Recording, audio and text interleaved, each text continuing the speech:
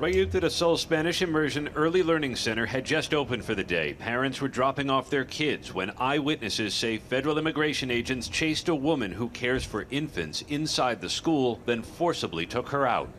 For someone to just take a preschool teacher who pours herself into these children is just not right. Elected officials say the agent showed no warrant and ignored the teacher when she told them she had work papers. They didn't just walk in chasing one person.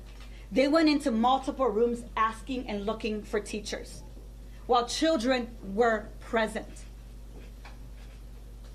This is an agency that has gone rogue.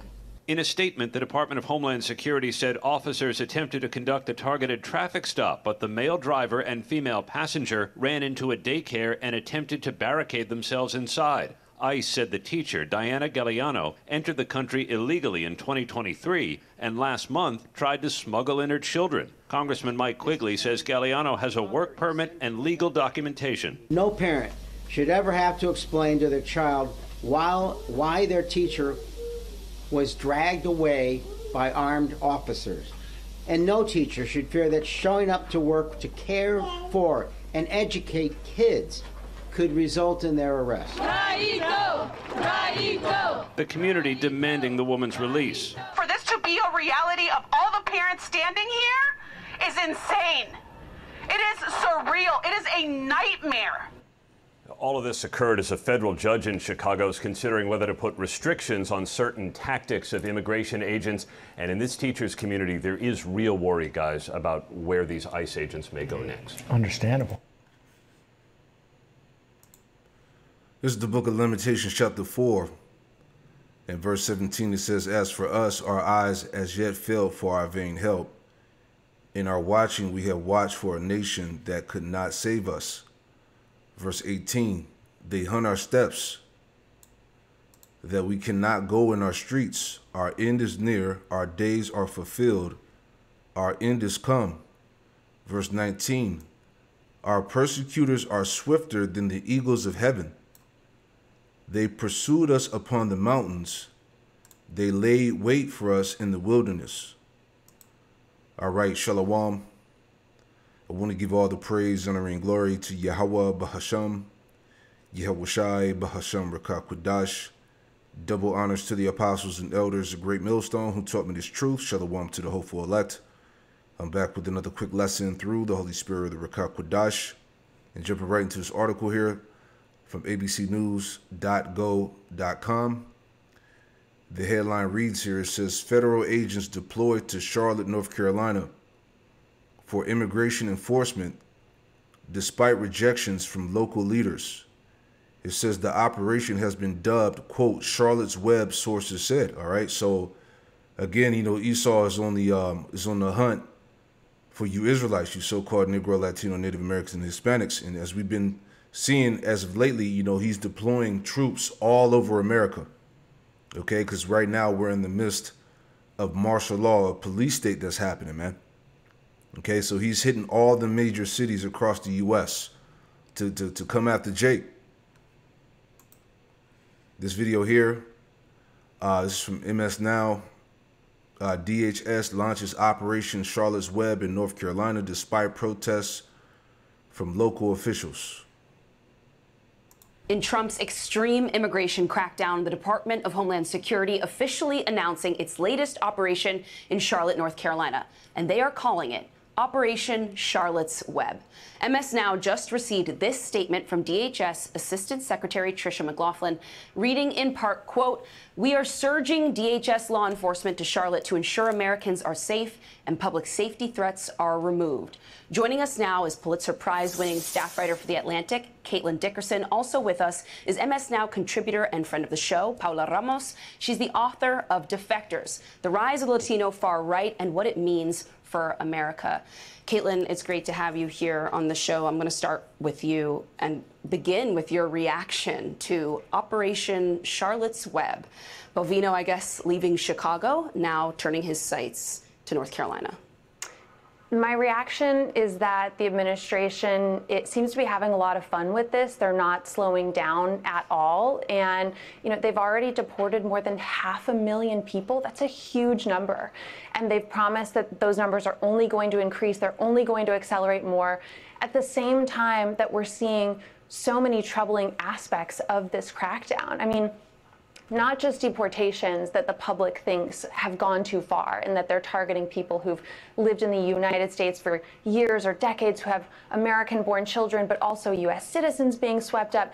The governor in North Carolina suggested that the public look out for inappropriate behavior by CBP and film if that happens. But the reality is that could get you pepper sprayed at this point, right? That's what's happening simply to people who are trying to hold the agency accountable. So I think it makes sense that Charlotte, the community there, is really worried that people are hunkering down and full of fear. I think as they should be, based on what we've seen so far. And correct me if I'm wrong, but Charlotte is a blue city in a red state, which is very consistent with this administration in the way that it is going after blue cities, Democratic cities, Portland, LA, Chicago, and now Charlotte. Even when they Yeah, so it's going down in Charlotte, North Carolina, right? And real quick, it's Salaki about the drag on the video. All right, computer was moving a little slow, but let me grab this too. All right, this is Psalms 10:7. It says, his mouth is full of cursing and deceit and fraud.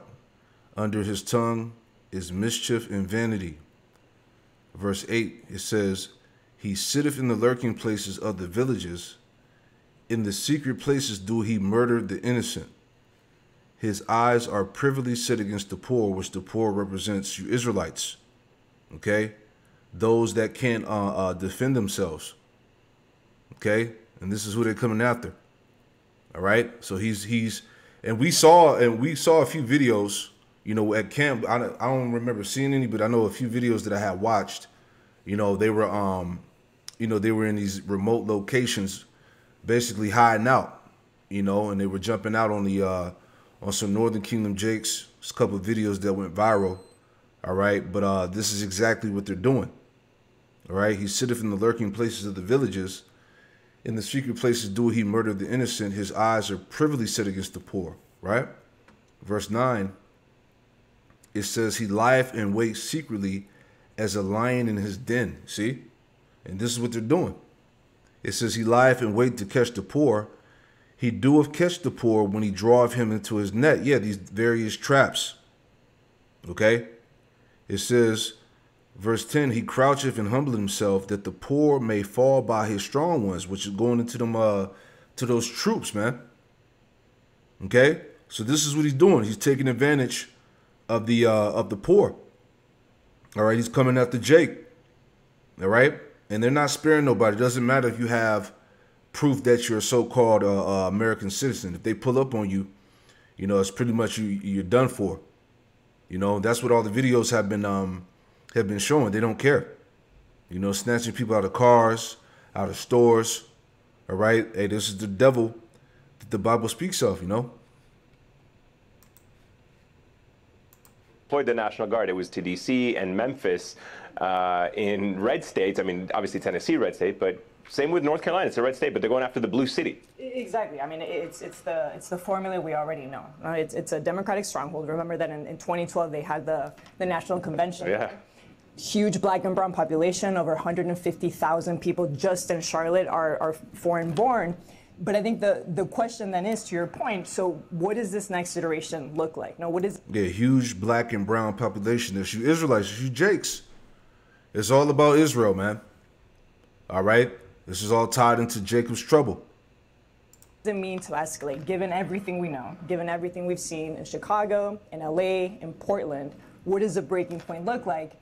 But then there's the other side of the story, which you do so well in your reporting, which is this is just a distraction, right? Immigration enforcement has been going on in North Carolina since the beginning, right? What the numbers show you is that since Donald Trump was in office, immigration arrests in North Carolina have increased by 162%, right? They've more than doubled since January. What that also shows you is that the story isn't just these massive ICE raids, it's the way in which this immigration machine is quietly already operating.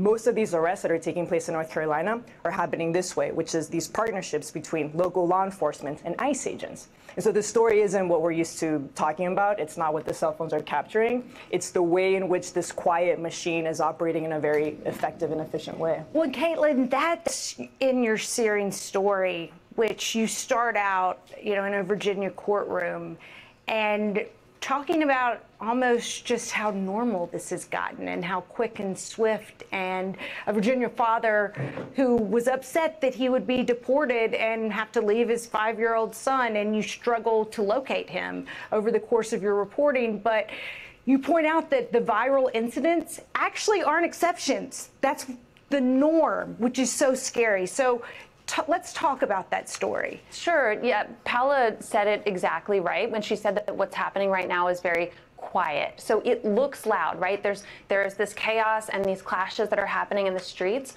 but the very efficient movement of people through these courts without legal representation, without access to their family members who can present evidence before the court to try to help them fight, all of that is happening very far from public view. Some of it.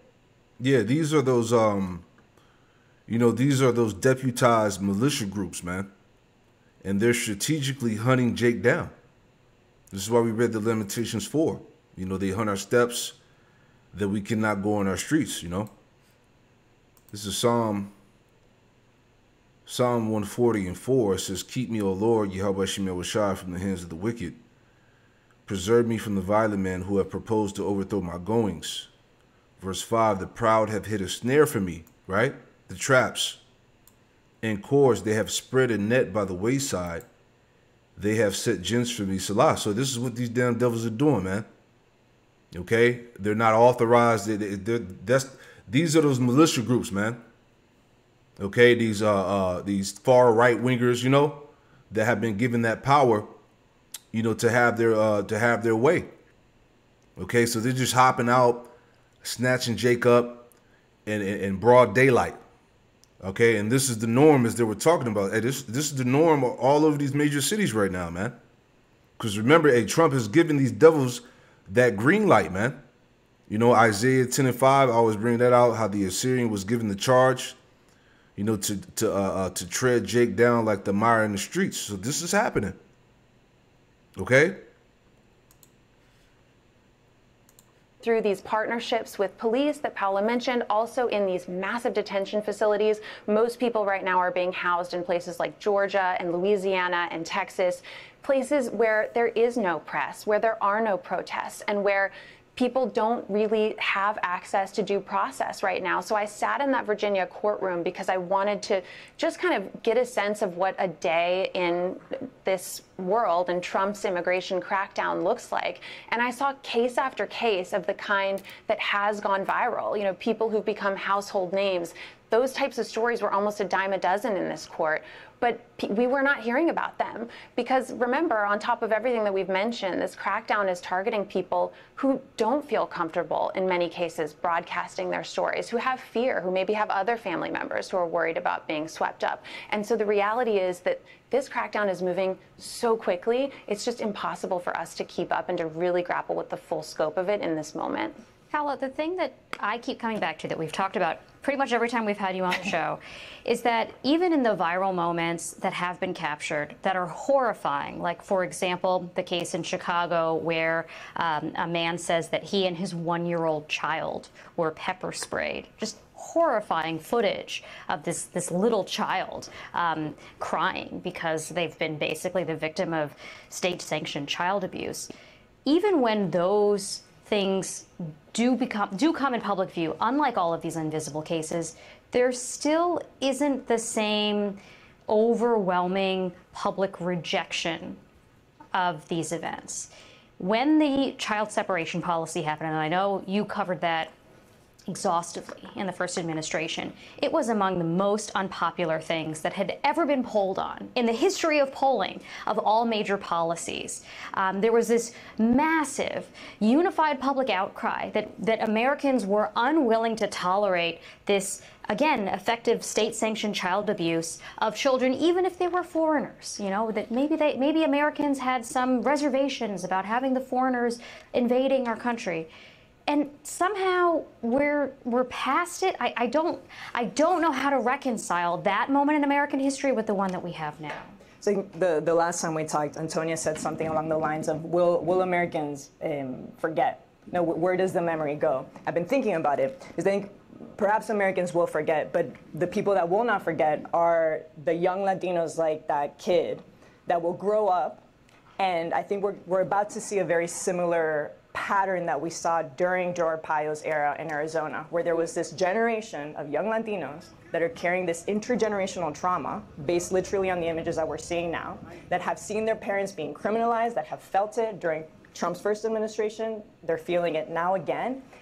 5-10 years from now, those are the Latinos that will then turn that rage and that anger and that trauma into political power, because those were the Latinos in Arizona that were responsible for turning that state from a purple state into, from a red state into a purple state. And so they will be the ones that will not forget. But what about the we're all human. Like, I don't understand how people can watch this footage. Well, you have to remember that, you know. Yeah, she's talking about we all human, but them Edomites don't feel like that. And this is what you Jakes are finding out. All right? You weren't part of the program. You weren't part of making America great again, man. Okay? You don't matter. All right? And see, this is what our people are seeing now. All of them. All right? All you so-called Negro, Latino, Native Americans, and Hispanics. Now you're seeing the reality of what it is in America, man. And how these Edomites really feel. You know?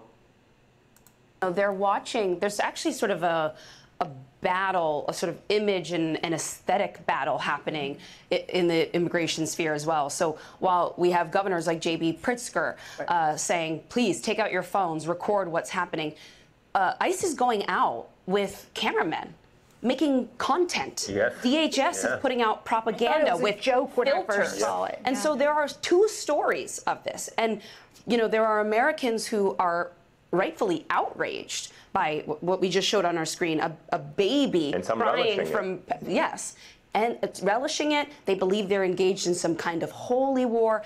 Caitlin, I mean, both of you have covered this for so long, but have you ever seen the federal government send out its own reality TV production force alongside the rest of the immigration apparatus? In my lifetime, no, but there's definitely precedent for propaganda, very heavily racially coded propaganda to support efforts like the one that we're in right now. I mean, I think a couple of things about both of your questions. One thing to keep in mind with family separations, as someone who covered that from the very beginning, and by the way, you did too, it took a while. It took a while for the public to actually wrap their minds around what was happening, because in the beginning it was confusing. Even though I was writing in the New York Times very specifically, you know, people's photographs and their names and their stories saying that they had their children taken away from them. For many months, the administration said that was untrue. And so it took time for the public to really believe and see the volume of what was happening. And I also think there are a lot of misconceptions that are coming to a head right now. I actually got a really helpful email from a reader yesterday who was asking me, you know, Caitlin, if all these people in your story have been in the United States for as long as you say they have, why didn't they just become citizens? Like, if they really want to contribute so much to this country, why don't they do that and pay taxes? What this person didn't realize, and what a lot of people don't realize right now, is that there is no legal way to do that. I mean, these are folks being targeted right now who've been waiting since the George W. Bush administration. Every president since then has considered legislation, except for Trump, to give them a pathway to legal status, but it hasn't come. And so I think there are lots of questions, you know, why aren't these folks contributing when in fact they are? Undocumented immigrants contribute billions of dollars in taxes every year. Yeah, so you get the point, man. All right, this is the time we in. All right, Charlotte, North Carolina is turning up, as you see. And I had I saw this precept in my sword for Psalm 10 and Psalms 10 and 9, right? I read it again here. It says, he lieth in wait secretly as a lion in his den. He lieth in wait to catch the poor, right? He doeth catch the poor when he draweth him into his net, right? So it had Micah 7 and 2, right? Let's pull that up. Micah 7 and 2. I'll read down to 3. All right. We'll start at 1 here. Micah 7:1, it says, "Woe is me, for I am as when they have gathered the summer fruits, as grape gleanings of the vintage. There is no cluster to eat. My soul desired the first ripe fruit." Verse 2, it says, "The good man is perished out of the earth, and there is none upright among men. They all lie in wait for blood. They hunt every man his brother with a net." Verse 3, "That they may do evil with both hands earnestly. The prince asketh, and the judge asketh for a reward. And the great man, he uttereth his mischievous desire." So they wrap it up. Now, I was just looking this up in the chat, right, to get some context and clarity, right? So it goes into Micah 7:1. It says, Micah compares himself to someone who arrives at a vineyard or orchard after the harvest is over, finding no fruit left. Fruit here symbolizes righteous people, faithful leadership, godly behavior, and justice. It says he is mourning because there is no evidence of righteousness left in the nation, just like a field stripped bare, right? And it says the metaphor echoes Isaiah 5:1-7, Hosea 9-10. It says, so he is saying, I am looking for a righteous people of justice, but I can't find any. The nation is spiritually empty, right? Verse 2, total corruption.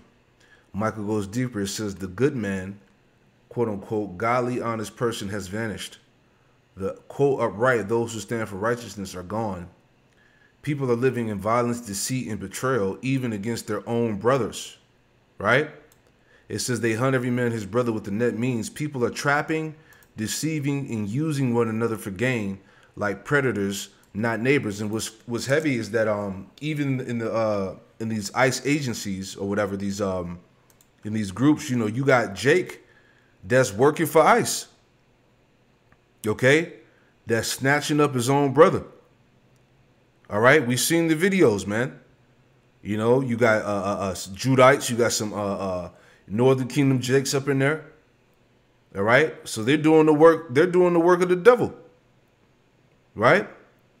It says this reflects the same spiritual decline described in Psalms 12:1, Isaiah 59:3-7, Jeremiah 5:1. Right, so I thought that was pretty heavy. Right, yeah, that's the point, man. So yeah, man, it's just, you know, it's basically, you know, hunting season for Jake, man, on Jake. Right, so this is what's going on, the latest news out here in Charlotte, North Carolina, man. Right, so hey, this thing just continues to turn up. Shalom.